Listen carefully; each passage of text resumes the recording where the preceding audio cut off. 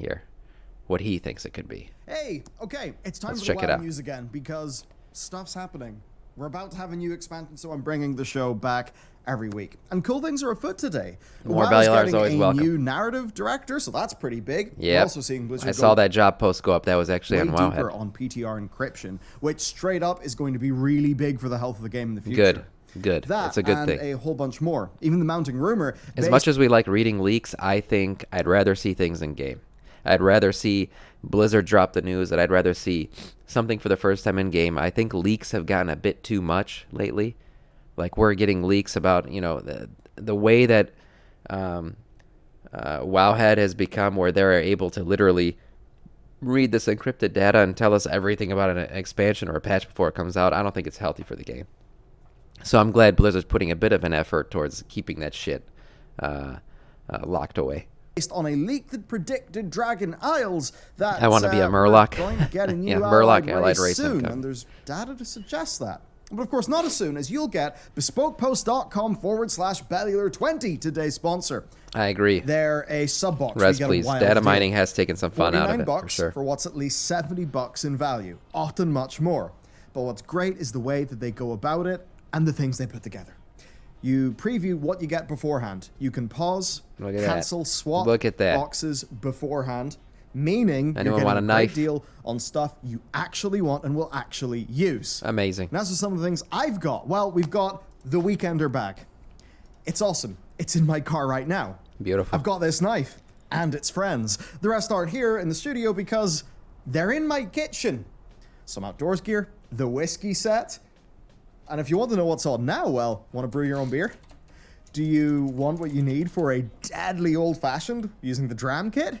Or the concentrate coffee kit? It's got a lovely cold brew maker that Beautiful. comes with this super Look at that coffee stylish kit. concrete desk set that I Wow. really want. And Wow. bitters. I didn't even think about that combo. And now I'm thinking cold brew old-fashioned. Turns out Murlocs is that's the a end of thing. all bosses in The Warcraft, so smoke we'll be able posts to are play the them. perfect And way to get quality fun for $49. I got this from helping data you mining, start a nothing new hobby, at all. get some cool new gear, or of course the perfect gift for somebody. So head up bespokepost.com There you go. /Bellular20. Bellular Use that 20. promo code Use Bellular20 the at code. checkout for 20% off your first monthly box. All right, So let's thanks get to into them, it. and let's smash the news. Mystery first. So, story leaking piecemeal isn't great. I mean, imagine for all the FF people if the MSQ got data mined. That would be kind of rough. And as much as Blizzard have made quite a few missteps in the narrative, it certainly hasn't been helped by some aspects of how that story comes out. So I think Blizzard probably frustrated at that themselves. I think they're also taking on player feedback. And what that means is we're seeing I way wonder. more of 9.2.5. I wonder if the horribleness of the jailer story forced Blizzard to feel like they needed a new narrative director.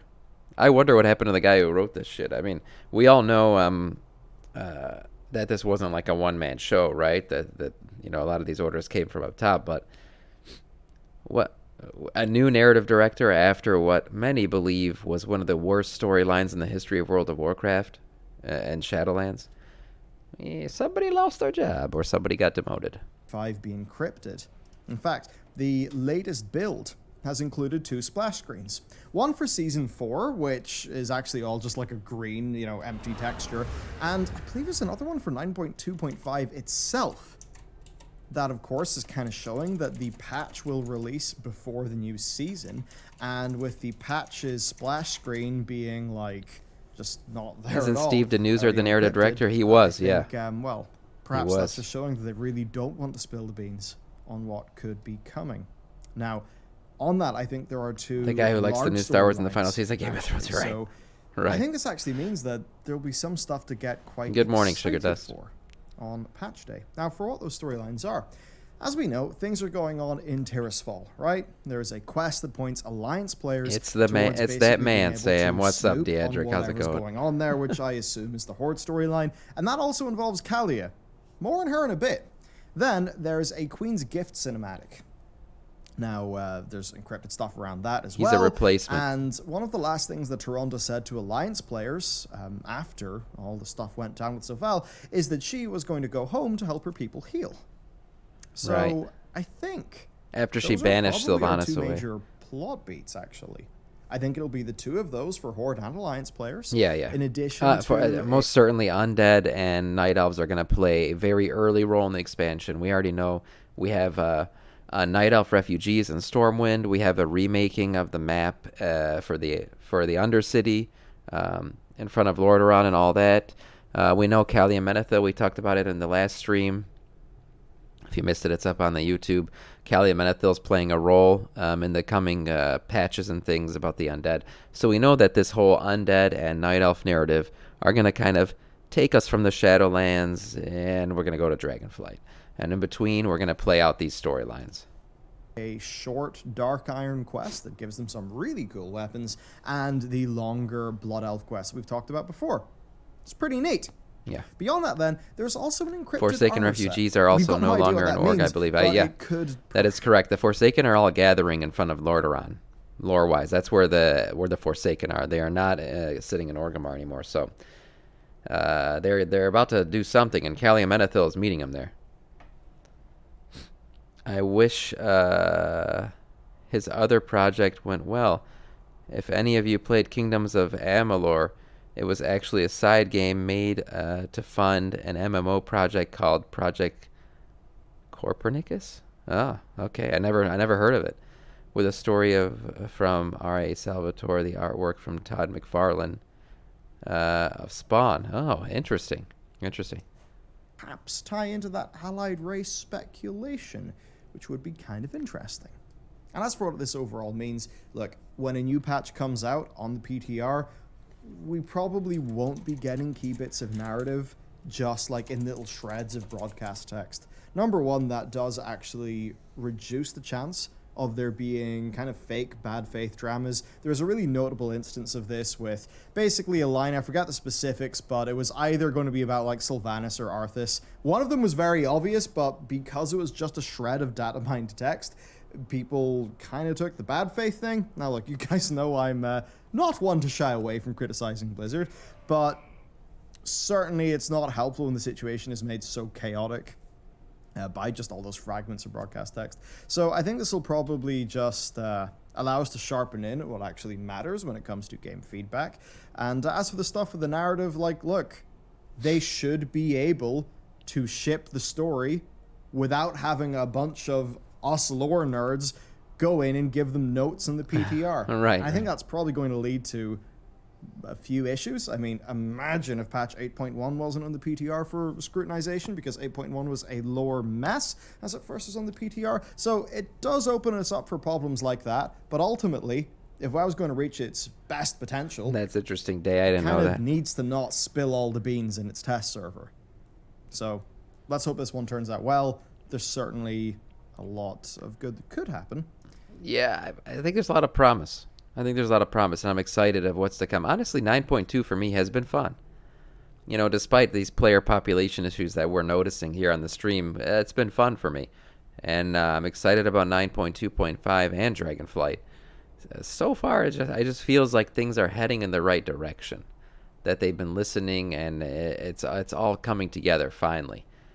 Now, being excited and actually the game being good, those are two different things.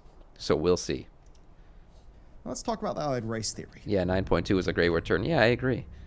Okay, the Battle for Azeroth saw new Dark Rangers be made, including from Night Elves. That was that funky patch 8.1 storyline I talked about there.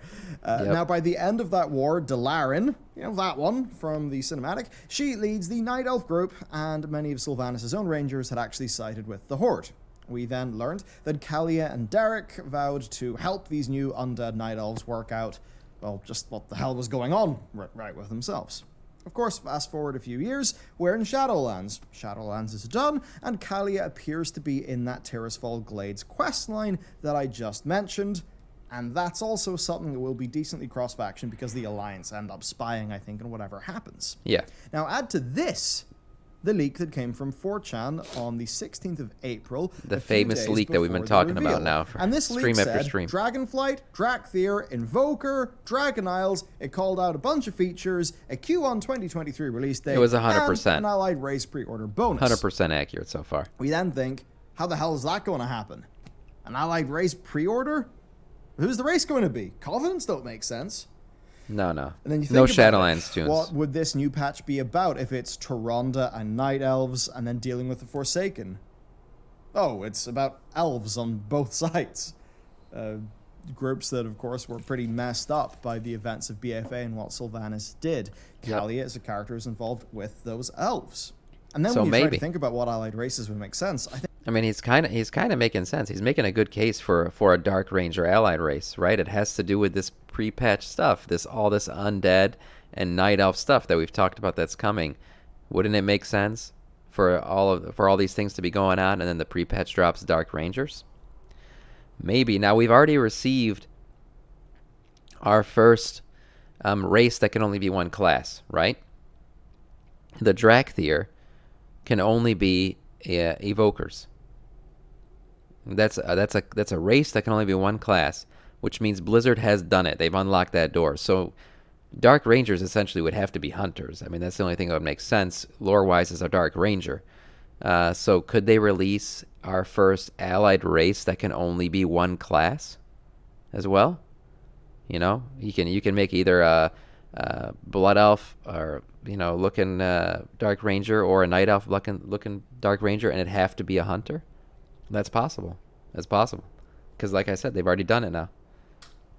I'd love the Dark Ranger. What if they made it a new neutral race? I don't know. I mean, they wouldn't have to, because already cross-faction play is going to happen. So whatever faction you pick won't really matter. You raid together and stuff. So I don't know about a neutral race. I mean, we've had neutral races enter the game, but they still pick factions, right? The Pandarian, they came in and they can pick whichever side, but they are technically neutral, but they still have to pick a side. People thinking the Covenant races will be playable, just don't pay attention to lore. Yeah, no, it's not possible. They feed on anima. I mean, if they leave the Shadowlands, they'll starve, essentially. So they don't pay attention if that's what they think. People have been asking for Dark Rangers for a while. Yeah. Oh, I'll have to level a new hunter. Yeah. Or race change your current hunter. Yeah, we'll see. I think if they did make Dark Rangers, like I said, they'd probably be a single class. But they love the Blood Elf model, and now Blood Elf model for Drakthi, and Blood Elf model for Dark Ranger. Yeah. Yeah, they do love that Blood Elf model. I mean, it's a cool one, I'm not going to lie. I've been wanting Dark Ranger class for time, granted as a class, but I'll take a race. Yeah, I think they'd be a class race combo, like the Drakthir are, honestly. Player population problems will mark Dark Rangers collecting dust if they are limited. Maybe.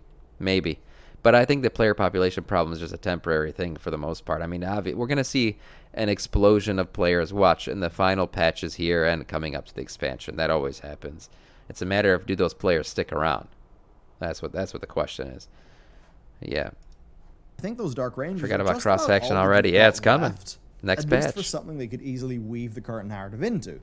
So Blood Elves for Horde, Night Elves for Alliance.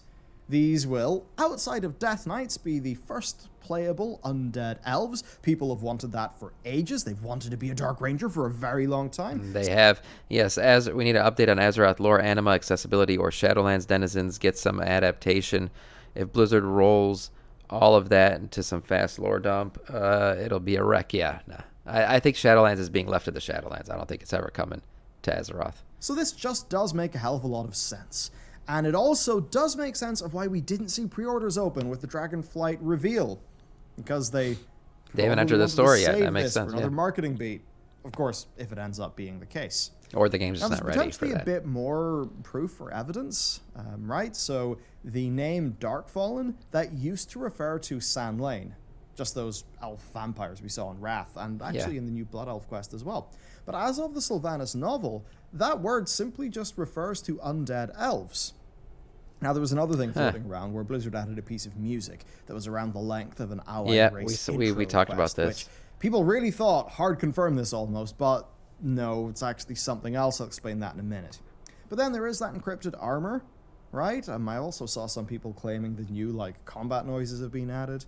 I'll take an elf vampire warlock. Of course, encrypting all the stuff here does make a lot of sense. It could happen. If they were going to do this as a big pre-order, they would want it to be as... The Sandlane were talked about for a long time, even in BFA as being an allied race. A lot of people thought the Sandlane were coming, and people were excited about it. But they never did. And I I don't know if they come now.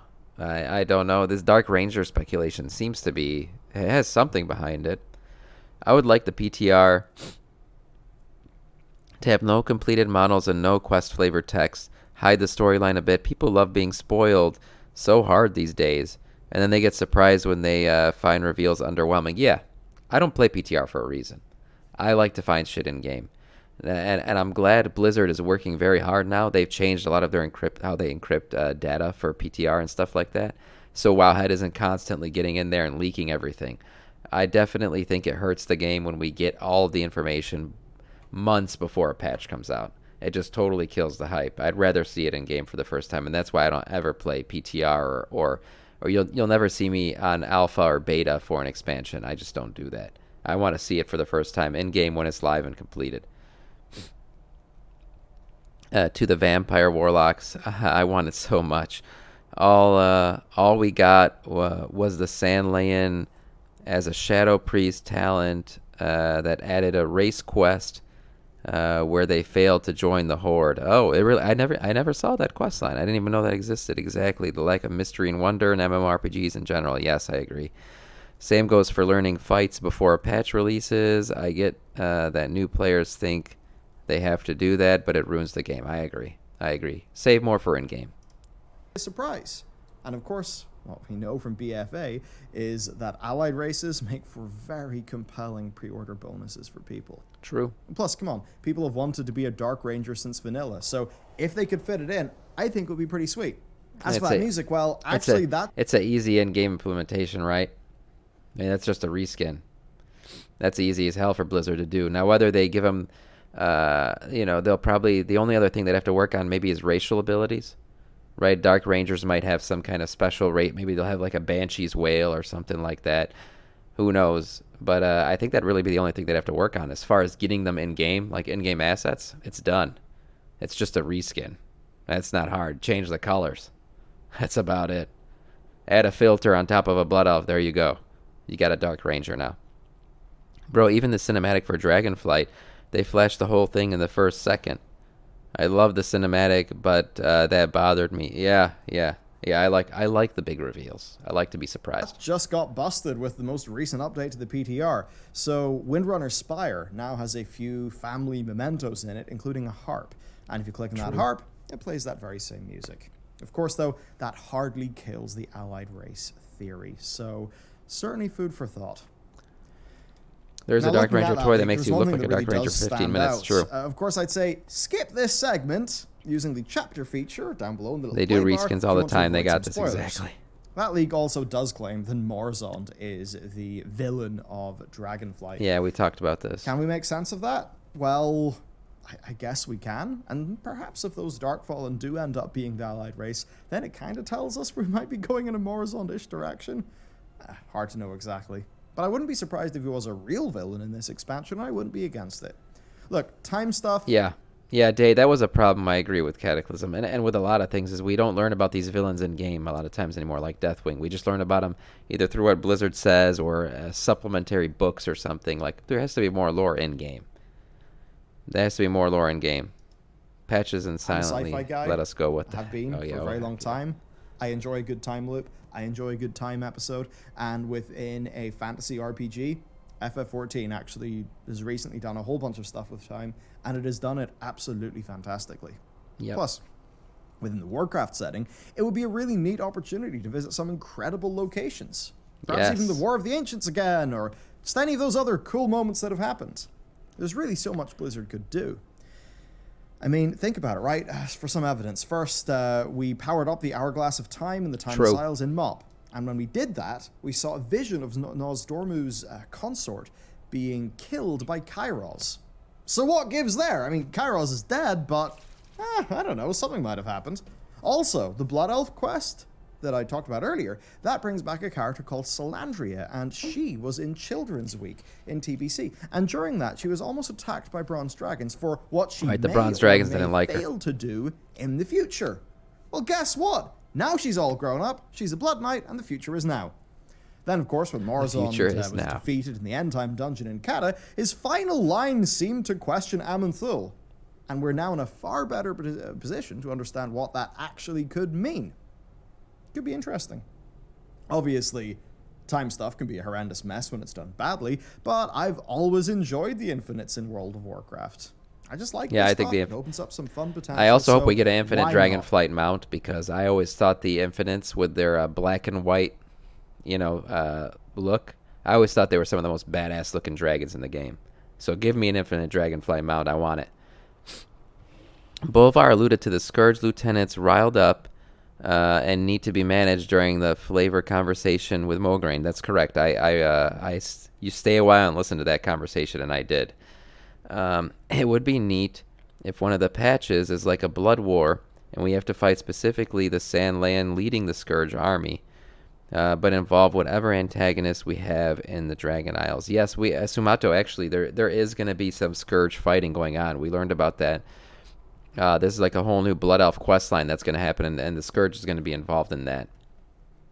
We do know the Scourge is on the move, and that random generals have taken up command of the Scourge, so we're going to have to deal with them in probably some pre-patch content, I would guess. Get it from Time Walking Sam? Yeah, I know. There is a Time Walking mount. Yes, I will. I am trying to get it. But hey, the more the merrier. Bring more. I want more. Oh, yeah, let me find the Sandland thing. Yep. I can't remember which allied race. Pretty sure it was Alliance. They found Sandland doing something and talking to Sylvanas, and the Sandland exploded a gnome. I do remember that as well. I forgot which allied race it was, but yes, there's an allied race questline that does that. I mean, hey, what if Morazond saw the same thing that Zoval saw? Who knows? We have a realm let's move to on destroy. Lord Vader, thank you for the follow and welcome to our Scourge. News. We've got a shred of patch stuff first. So the new Mythic Plus season is actually one that's got me kind of excited. At the very least, Grim Rail, that'll be fun and a bit of chaos. And of course, all those mega dungeons moving it into AM+. I think that will be quite neat. Now, our new affix is here in the PTR, and I like what they're doing in a few senses. So it's called Shrouded, and it sees Dreadlords infiltrate the dungeons, and us help Cartel Ta defeat these Dreadlords. Now, basically, the mechanic is you get to choose a secondary stat, and it keeps getting buffed every time you kill. That you defeat. That's right. As for the Dreadlords, they've got a heal, a sleep cloud, a frontal cone, and when you defeat them, you will get a temporary HP and mana regen buff, which I guess means you can just keep on zooming without a pause, which is probably going to feel quite nice. I'm excited about this mechanic for Mythic Plus because it feels like you're just going to gain player power as you go through the Mythic Plus dungeons, so you're just approaching God mode for the further and further you get into the dungeon and the more of these Dreadlords that you kill, which sounds very cool to me. It sounds fun. But one thing I do like is the narrativization here. I think it was from Welcome to Cliffy Show, gotcha. Some shreds of stuff from the PTR, I think it was data mining. But it's all like implemented in game anyway. But it's basically just this short conversation with the broker where you actually get shown around a new set of portals to the new dungeons. Yes. So number one, that's lovely for convenience. But also, it's just this character like talking through a little bit of what's going on. And that's just a welcome touch. It actually makes the new Mythic Plus affix feel like it's something that is happening in the world, right? Like the canon is that now with this whole faded system, or whatever's going on, Kakarota? These Dreadlords, I suppose now that Zoval's been dead, I wonder how they'll deal with that, but the Dreadlords are just off infiltrating, doing something. I don't know, but I like the effort. And of course, for this season, I'm just excited because it's breaking a set of dungeons that will feel quite novel to me. Stouty. So that's great. Now, for other things, the PTR is making quite a lot of progress. Welcome, Stouty. I mean, we've got the new Mythic Plus affix in testing. They've also started to update the loot tables for the new raid system. Now, for more on that new loot system from raids, check out this video that we did a little while ago. It's basically a humongous upgrade, and that's actually got me kind of excited to just see what it feels like. And you know what? Oh, have we talked about that? It's nice to have some I don't know if we did. Good, exciting things happening in game, right?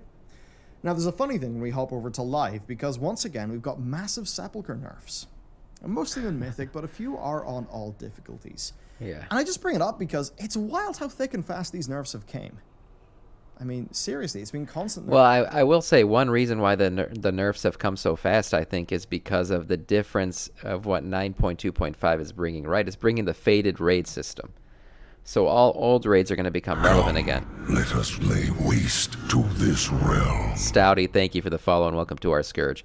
Right, we're getting rid, we're basically bringing all the new raids back in a Mythic Plush-ish version. It's going to be called Faded Raiding. And all that's coming very soon. So unlike typical expansions where Blizzard has to drag out this final raid until the next expansion, this time around, all they have to do is drag it out to 9.2.5. And then they're going to have a bunch of new raid content to do. And by new, I mean recycling the old raid content, which is what they should have always done, because there's really good stuff like Castle Nathria, which I love, and on a typical expansion, that would be gone. We'd never do it again. But now we're going back to Castle Nathria, which is awesome. That's going to be fun to do. So I think where these nerfs would have been typically spread out until the end of the expansion, now they're being spread out just to the end of the patch. So they're crammed in. And that's why we're getting so much nerfing going on so quickly. And I'm so thankful for this new Game Plus concept. We've been asking for similar things forever, correct? Yeah, why not use all these great in-game assets? We want to go back to Castle Nathria. Make it relevant so we can. That's a great idea. I can't wait to do it. Make old content relevant. Make scaling, give it a slightly worse stats. Yep, exactly. Nerf since launch, and the stream that I do with Matt, we've been trying to work out why Time walking is Dak great Warner testing, team as well. We've just been 100%. puzzling this through. I mean, even this is one that I think a lot of players will resonate with, because I know most of our audience are not Mythic Raiders. Were you progressing an Anduin near his first big nerf that happened around the same week that most of us were getting? Well, we were getting double Legos, but also our 2 sets. You got True. all that power, and then a massive set of nerfs. So for Yeah. our little social guild, the boss that we had touched a bit the previous raid night, post-nerf, just completely fell over. Like the second damage phase, was, you know, the thing where you do so much damage, you just like clamps, like, was it 10 or 20% health? I forget exactly, it was a little while ago. But anyway, Yeah. massive nerf. Yeah. And of course, another true story. favorite We boss, experienced awesome boss, Halandris, has been nerfed into the ground as well. A lot of nerfs over the last few weeks. To be fair to us, as a viewer raid, we got Halandris down fairly quickly. It was like, I think it was second week. We got stuck on him the first week, maybe. We got him down second week before a lot of the nerfs came in. So cheers to our viewer raids, because we We're got not him exactly down sure pre why, all these nerfs. Because to a lot of players, it feels really shitty. You know, especially for those, I mean, some of the heroic people, especially the mythic people, who they really want the challenge of defeating that boss, so they feel like the goalpost can be moved on them. But then from Blizzard's side, I have to wonder, are Blizzard just looking at their data and they're thinking, ah, shit, no one's completing the raid, what's going on? And then It's difficult, you man. look at the difference, we did this in the stream last week, of Hall of Fame, Alliance and Horde. And I think by the time the Horde had 100 in the Hall of Fame for Mythic Soval, the Alliance had like 9. Yeah, it's bad. The balance is man, really bad. Pretty damn slow. And yeah, progress in this tier in that level Cross-faction does will seem to have hopefully been fix that. decently slow compared to some other tiers that we looked at. So it's a funky situation. I have to imagine that Thank you for the summit. Let me make sure I'm maybe they prepared. just missed their tuning target. Maybe they're really having a struggle with a sort of a situation where those big race to world first guilds, you know, now with all of the buying, I don't mean buying gear, but you know, the loot trading and stuff, and the millions and millions and millions of gold that they're spending, they're able to squeeze like every ounce of possible power that a character could have that they can get. And they can perform at such an incredibly high level of performance. But it's Right. mythic. It's the same mythic that regular mythic raiders who don't have those ambitions would be playing and who don't have those resources. So are Blizzard in this situation, or really mythic is like 2 difficulties? Or then do they just kind of miss the mark a little bit, because normally there is a nerf to WoW content every single week. It's called getting gear. So evidently True. there hasn't been enough here. Yeah, I mean, we came into Sepulchre of the first ones without our maxed out legendaries, right? To start, we didn't have maxed out legendaries, we didn't have double legendaries, we didn't have tier set bonuses. Like, all of these things came, and every time you got one of these things, it was another buff to your player, essentially nerfing the raid. So, I mean, yeah, player power is in and of itself a basically a raid nerf. I don't know. Maybe it's just the case of the delta between the average The mythic stronger raider. the stronger the raid gets, the more mistakes we can make, because we can essentially start skipping mechanics because we start DPSing so hard or healing so hard. and Or tanking somewhere. what those Race to World First guilds can do when they fully just, completely go mad. Maybe that delta's just got bigger and bigger over time. Maybe. Honestly, I'm not really qualified to talk about the subject, but let me know if you've got any insights. Next then, a few highlights for Wrath Classic changes. Wrath Classic then. Man, Wrath I am Classic hyped to had go back to changes? the glory days. So Wowhead recently interviewed Brian, who didn't is realize the lead for Classic. Here's a bit of a TLDR, right? No Dungeon Finder, we already knew about that. By the way, with that, they don't mean, I think, the in-game LFG tool, the sort of shitty one that's there in TBC and Wrath. They mean the automatic one. Yeah, so yeah. that's not there.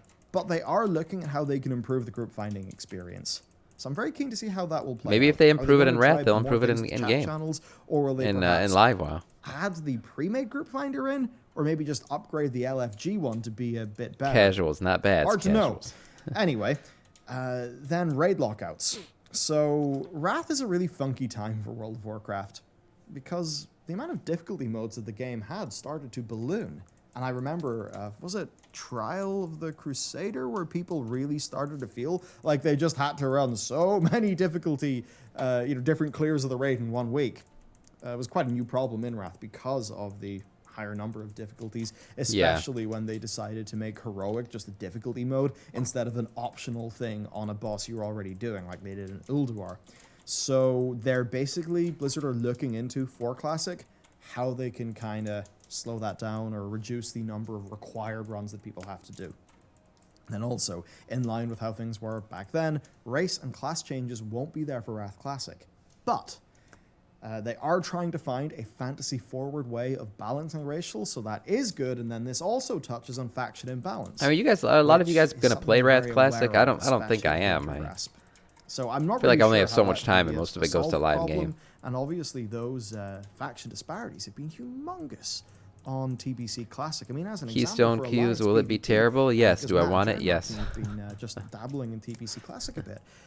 They either go on a server that's like almost all Alliance and has like, I think it's like 4,000 plus queues at nights, or they're on another server where Alliance is minority and nothing else is really possible. So it's a wild enough I'll run a situation. character for Wrath Classic Another for thing, some dual nostalgia, spec, but won't will take it not be seriously. Yeah, restricted from same with launch, me. If which I do is a anything with departure from Wrath's launch. Wrath I think Classic, it's very just going to be welcome. nostalgia. Just So, go in there and good see stuff it so far. and be done with I it. just think though about how Towley was kind of hinting that they were really going to go far with. Is he talking about Tally, who came to our raid and tanked the other day?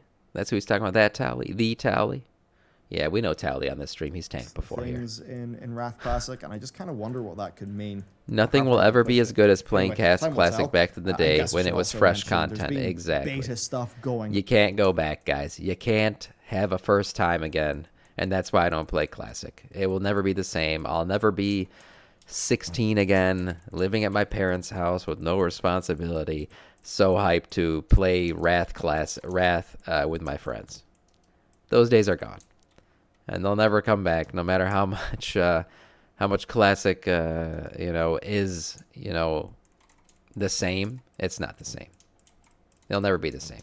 I'm never going to go to Howling Fjord for the first time again, get on that ship and experience that music and the ambiance as my ship approaches the dock. That's all been done. It's all been experienced. You can't relive it. Now, you can go back and just be like, oh, wow, this was nice. I missed this.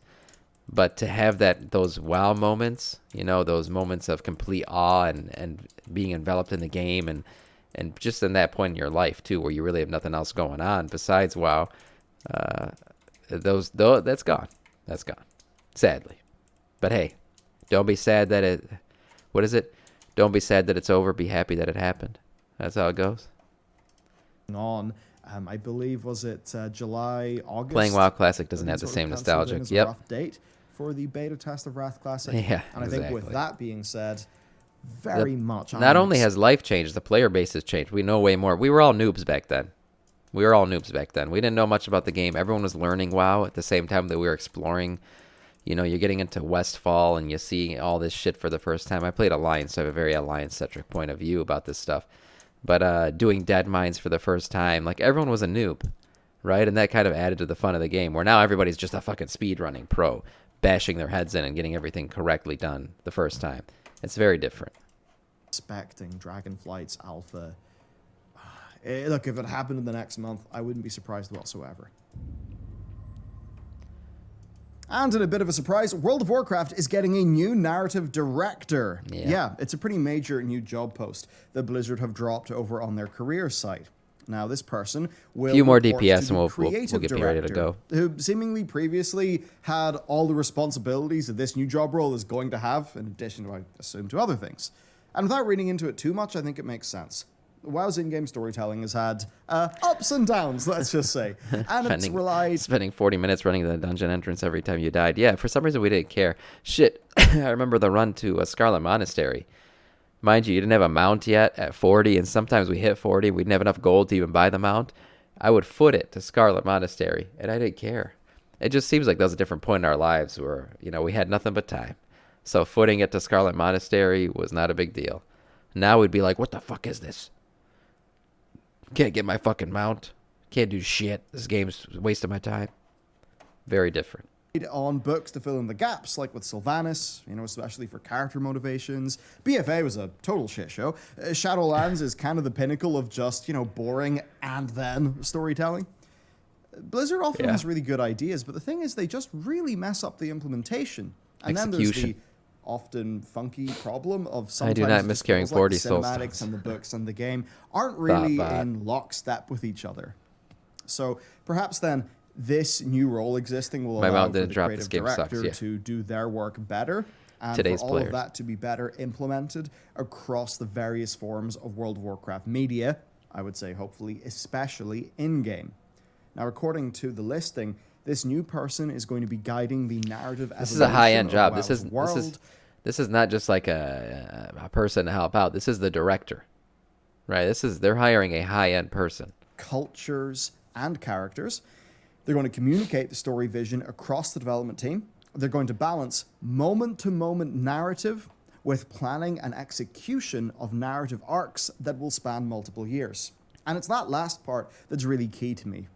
They've totally fucked that up in BFA and Shadowlands. Big time fucked it up. It's okay to admit that. Think about Legion. It was so much fun to do lore speculation, and while it had its blips, it was an exciting moment-to-moment story that we could all follow nice and easily. It was a good balance of all of those things. Agreed. And then it went screwy after that. So I guess if I was to try to think of the most reasonable and boring explanation for WoW's problems lately, a narrative anyway, it's probably too many cooks, combined with organizational chaos, split responsibilities, all just, what a big office can be like. Yeah. I think that's how it ends up being a fragmented mess. So let's hope that this role existing shows Blizzard just understanding they need an operational solution to the problem. Thinking of FF14, a really huge strength of their narrative is in-depth planning and a relatively small... Legion was a good expansion, the Cliffy show. So there's really no wonder that equates to a focused story that managed to pay off what it actually sets up. I suppose I would hope here with this job role that, wow, maybe they're doing more things. They feel like they need a larger team. Hopefully then, with more staff helping in the direction, they'll actually be able to get better results out of the team that they've got. Only time will tell, but it's at least nice to see some investment in this area. Okay, remember when CurseForge got acquired by Overwolf?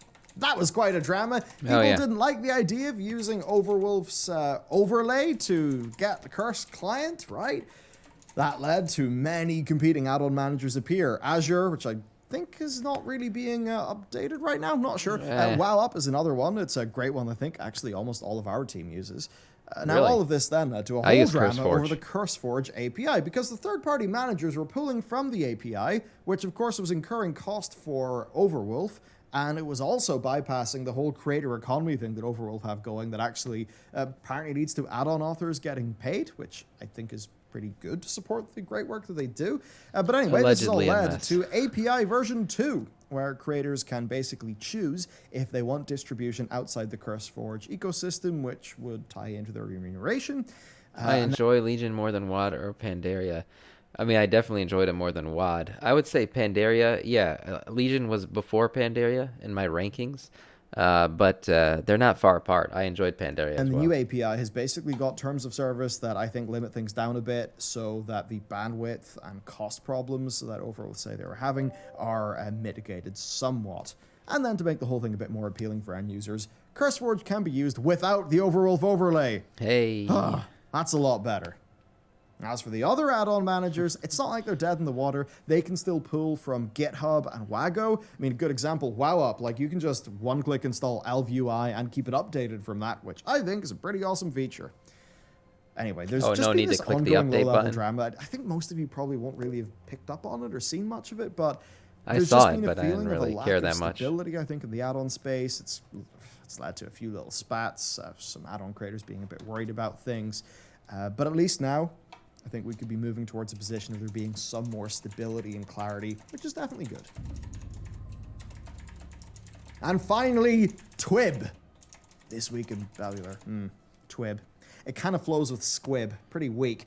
Well, unless the Infinite Dragons let me time travel back to change the name of this whole shindig, we are unfortunately stuck with it. Okay, what have we been doing? Well, in video land, we covered how 9.2.5 looks to update Azeroth, and just before that, I talked about who we watched our that video. new end boss could be, and also the gearing overhaul to WoW. We didn't That's watch a bunch of this WoW one. Maybe content we'll go for back you. and watch it Over on later. our Variety channel then, I've got 2 SWOTOR videos. One of them covers my playthrough of the latest expansions content up to endgame, and then another one is just on the funky state of that game, the funky state of its endgame, and all the weirdness. Over on our I always news thought channel, Old then, Republic looked there's a cool, lot but I of never content to played keep you it. busy. Valve have been sued for antitrust. Yeah, kind of wild. EA are sending their all-around game savior, Vince Zampella, and his team in Battlefield's direction. I've been playing Battlefield for similarly long to World of Warcraft. Actually, was maybe I fun. played Battlefield a little bit I do know a before. lot of WoW players who did play it and played it for quite a while. Like, we all know WoW players will go try a different MMO and then come back to WoW immediately. But I do know a lot of guys who actually stuck with Star Wars, the Old Republic, for quite a while. Or WoW. It was legit better than I WoW think I might ever have was anyway, but until that means EA a lot took to me. over.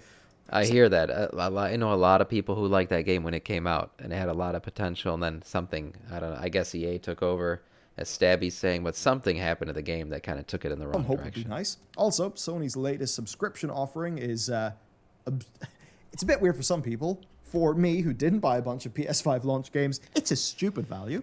We've got Bethesda delaying major games, including Starfield, which I'm very much looking forward What's to. up, Merns? Good morning. Live services having a fun time. We dove the into same just flower some Biz has, crazy actually. shit going on there. And then, oddly enough, this weird rotation we're seeing in The the beta shooter was market decent. They away shit it from up on the launch. The sorts of game modes that I used to play while I was playing WoW. I mean, had my computer set up here, and I'd wheel my chair around to face the TV to like play some Call and Halo, because that's what you did when you were my age at that time. So a lot of content. Also, a massive thanks to everybody who showed up for the Pale Beyond's demo event. The stream went really well, and everything went really well on Steam. Us and our publisher are really, really happy with how things have went there. We've seen the wish lists go up. I hope this game goes good for him. The feedback that we've got has been it goes well. absolutely fantastic, actually. What the heck? It's spelled Beyoond, but then here he calls it Beond. Pale Beyond? I don't.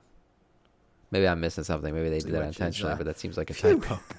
Yeah, I mean, absolutely. It's not a game with extremely like broad appeal. It's not like we're like, hey, we're going to the shooter market. But I'm beginning to think, yeah, this is really a game that's actually going to find its audience. I'd rather never that's return just to been so Karazhan. galvanizing for the team. Since that event, if you want a bit of an update, a lot of bugs have been squashed, and the team are making excellent progress on the remaining milestones on probably the a typo. project. So it's all been going great.